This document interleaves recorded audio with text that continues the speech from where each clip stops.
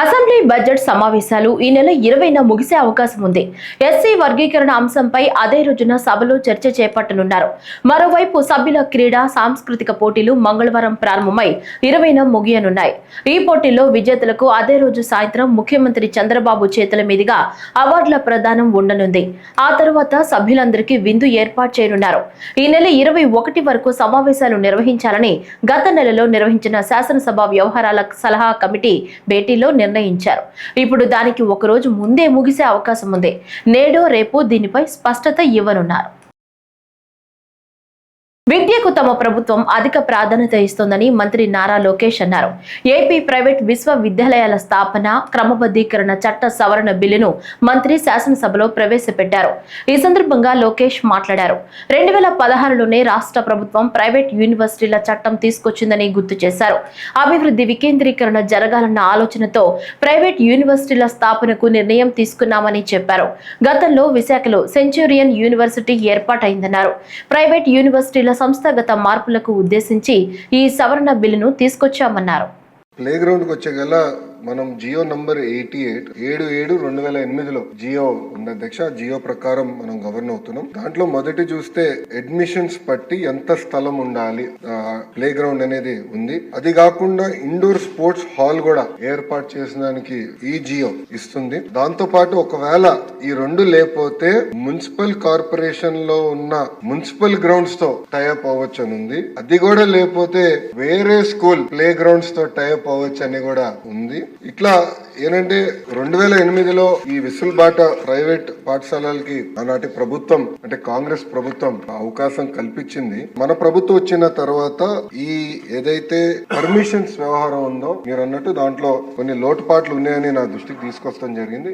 అది కూడా నేను స్కూల్ ఎడ్యుకేషన్ లో ప్రధానంగా 10th వరకు ఒకరుంటే ఇంటర్మీడియట్ ఇంకో కమిషనర్ గారు ఉన్నారు. ఇద్దరికి నేను చెప్పింది ఇది ఆన్లైన్ చేద్దాం, ట్రాన్స్పరెంట్ క్లియర్ మెకానిజం ఏర్పాటు చేద్దాం. తద్వారా అసలు ఏం జరుగుతుందో మనకు కూడా అవగాహన ఉండాలని నేను చెప్తాం జరిగింది. దాంతో పాటు మీరు చూస్తే ఎన్సీసీ వచ్చే గల నేను కేంద్రంలో ఉన్న రక్షా మంత్రి రాజ్నాథ్ సింగ్ గారిని ప్రత్యేకంగా కలిసి ఒక డైరెక్టరేట్ ఇక్కడ ఏర్పాటు చేయండి, ఎందుకంటే డైరెక్టరేట్ ఇక్కడ ఉంటే ఎన్సీసీని పెద్ద ఎత్తున ప్రోత్సహించగలుగుతానని ఆయన కోరతం చెంది ఆయన అనుకూలంగా కూడా స్పందించారు.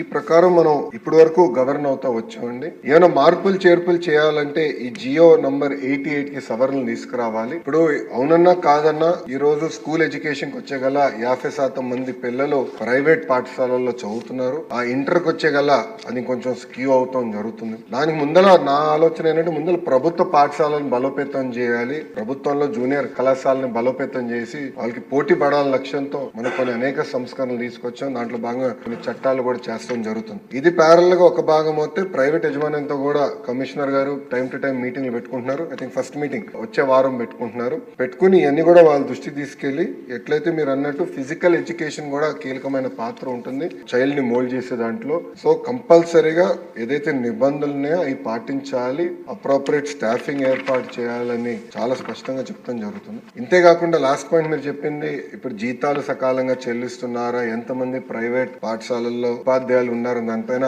మొన్న ఒక ఇష్యూలో జరిగితే దానిపైన మేము డీటెయిల్స్ సేకరిస్తున్నాం. కొంచెం ఫీడ్బ్యాక్ వచ్చింది దానిపైన. అంటే వాళ్ళు వాళ్ళ పాన్ నంబర్ ఆధార్ నంబర్ ఇచ్చేదానికి అనుకూలంగా లేరంటే దాన్ని ఎట్లా చేయాలనే దానిపైన వచ్చే వారం ప్రైవేట్ యజమానితో కూడా కూర్చుని వాళ్ళకున్న సమస్యలతో పాటు ప్రభుత్వానికి ఎలాంటి ఇన్ఫర్మేషన్ కావాలి, అది ఎట్లా హోలిస్టిక్ ఎడ్యుకేషన్ కి ఆ ఇన్ఫర్మేషన్ ఏదైతే అవసరం ఉందో అది తీసుకుని ఒక ఆన్లైన్ మెకానిజం ద్వారా చేయాలనే లక్ష్యంలో మన ప్రభుత్వం పనిచేస్తుంది. రాష్ట్రంలో విదేశీ విశ్వవిద్యాలయాల క్యాంపస్ల ఏర్పాటు కోసం ప్రయత్నం చేస్తామని మంత్రి తెలిపారు. ప్రతిష్టాత్మక బిట్స్ పిలాని సంస్థకు అమరావతిలో 70 ఎకరాలు కేటాయించామని, టాటా లాంటి సంస్థలు కూడా వస్తున్నాయని వివరించారు. డీప్ టెక్ యూనివర్సిటీ కూడా రాష్ట్రంలో ఏర్పాటు చేయాలన్నది ప్రభుత్వ లక్ష్యమని తెలిపారు. విశాఖలో ఏఐ స్పోర్ట్స్ యూనివర్సిటీ రావాల్సి ఉందన్నారు. దేశంలోని అత్యుత్తమ విశ్వవిద్యాలయాల క్యాంపస్లు ఏపీలో ఏర్పాటయ్యేలా చర్యలు తీసుకుంటామని మంత్రి వివరించారు. అధ్యక్ష 2016లో ఈ ప్రైవేట్ యూనివర్సిటీస్ చట్టం తీసుకొస్తాం జరిగింది. గత ప్రభుత్వం దీనికి 5 సవరణలు చేసింది అధ్యక్ష.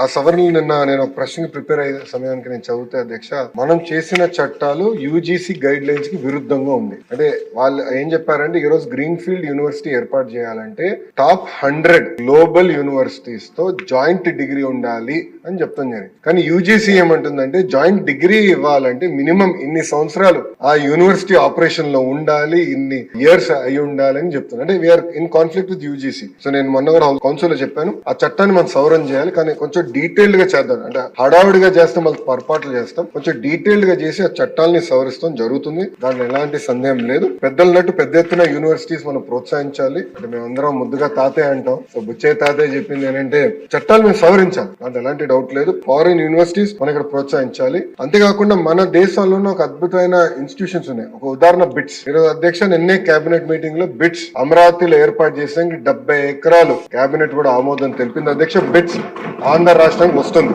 అంతేకాకుండా అధ్యక్ష Tata group, L and T, IIT Madras, ప్రత్యేకంగా యూనివర్సిటీ ఆఫ్ టోక్యో తో కలిసి డీప్ టెక్ యూనివర్సిటీ, అంటే నెక్స్ట్ జనరేషన్ AI ML కాకుండా నెక్స్ట్ జనరేషన్ యూనివర్సిటీ ఏర్పాటు చేయాలి. ఇది పర్సనల్ గా గౌరవ ముఖ్యమంత్రి గారు లీడ్ చేస్తున్నారు. ఇది ప్యాషన్ ప్రాజెక్ట్ గా లీడ్ చేస్తున్నారు. ఇది నేను బలంగా నమ్మేది. మొత్తం ఎకో సిస్టమ్ ని రెవల్యూషనైజ్ చేసి యూనివర్సిటీ అది కూడా తీసుకొస్తాను అధ్యక్ష. నేను పర్సనల్ గా తీసుకుని ఒక AI యూనివర్సిటీ విశాఖపట్నంలో ఏర్పాటు చేయాలని లక్ష్యంతో ఉన్నాం. అదేవిధంగా ఒక స్పోర్ట్స్ యూనివర్సిటీ కూడా చేయాలని అధ్యక్ష. ఇది ఇప్పటివరకు ఉంది. ఇంతేకాకుండా ఎకనామిక్ డెవలప్మెంట్ బోర్డు తో కూడా అనేక యూనివర్సిటీస్ ఆల్రెడీ చర్చల్లో ఉన్నాయి. ఒకటి యూనివర్సిటీ ఆఫ్ టోక్యో కూడా చర్చలో ఉంది. AMA యూనివర్సిటీ ఫిలిప్పీన్స్ నుంచి కూడా చర్చలో ఉంది అధ్యక్ష. ఇంతేకాకుండా ఇతర యూనివర్సిటీలు కూడా వాళ్ళందరూ వచ్చి కలుస్తాం అంటున్నారు. సో ఈ సెషన్ అయిన తర్వాత వాళ్ళందరితో మీటింగ్ పెట్టుకుని పెద్ద ఎత్తున ప్రైవేట్ రంగంలో కేవలం ఇంటర్నేషనల్ యూనివర్సిటీ కాదు, భారతదేశంలో ఉన్న టాప్ యూనివర్సిటీస్ అందరినీ ఆంధ్ర రాష్ట్రానికి తీసుకొచ్చే విధంగా కేవలం అమరావతి విశాఖపట్నమే కాకుండా అన్ని ప్రాంతాలు, అంటే రాయలసీమకి వెళ్ళాలి, ఎవరు వెళ్ళాలి. ఇంకో పక్కన కొన్ని పార్లమెంట్లు మనం చూసే గల ప్రభుత్వ విశ్వవిద్యాలయాలు, ప్రైవేట్ విశ్వవిద్యాలయాలు. సో మంత్రి అయిన తర్వాత అది బ్యాలెన్స్ చేయాలన్న ఆలోచనలో అక్కడికి వాళ్ళకి అంటే కొంచెం ₹2 ఎక్కువ ఇన్సెంటివ్స్ ఇచ్చి అలాంటి ప్రాంతాలు కూడా తీసుకెళ్లి అన్ని ఏదైతే